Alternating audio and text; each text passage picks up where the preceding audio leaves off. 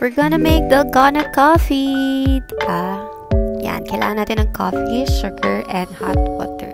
Depende na lang kung anong brand ng coffee ang gusto nyo. And here, I scooped in mga 2 tablespoons of coffee. Pero, since marami kami na mag-enjoy nitong Dalgona coffee, dinamihan ko na din siya.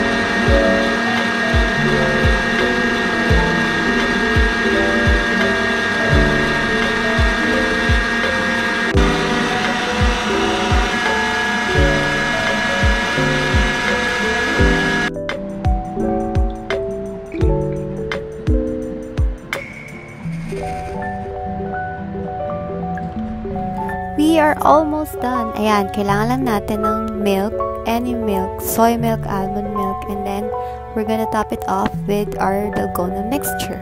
Dalgona mixture nga ba siya? Basta yung minix natin kanina sa mixer.